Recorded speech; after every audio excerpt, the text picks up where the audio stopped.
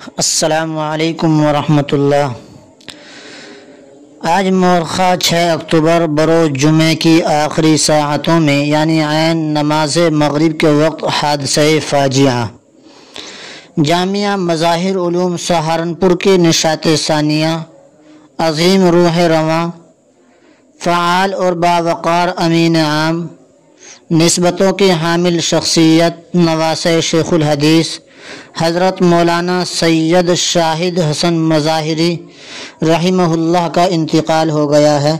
انا للہ و انا الیہ راجعون۔ مولانا مرحوم بہت ہی شاندار قلمکار اور صاحب نسبت اور صاحب علم و فن شخصیت کے حامل تھے۔ اس حادثہ فاجعہ پر سید مصطفیٰ رفاعی جیلانی، خاماد رفیقی کے چشم و چراغ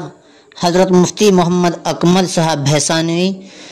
دارالعلوم اشرفیہ دیوبند کے صدر مفتی محمد اطہر صاحب، دارالعلوم رفیقیہ کے تمام اساتذہ کرام،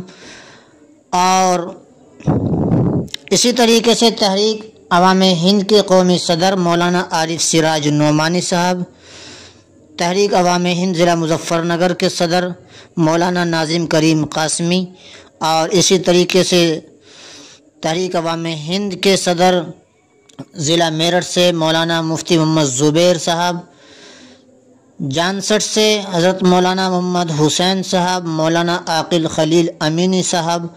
اور بہت سارے علماء کرام نے گہرے رنج و غم کا اظہار کیا ہے۔ اللہ رب العزت مولانا مرحوم کی مغفرت فرمائے، منتصبین، متعلقین، متوسلین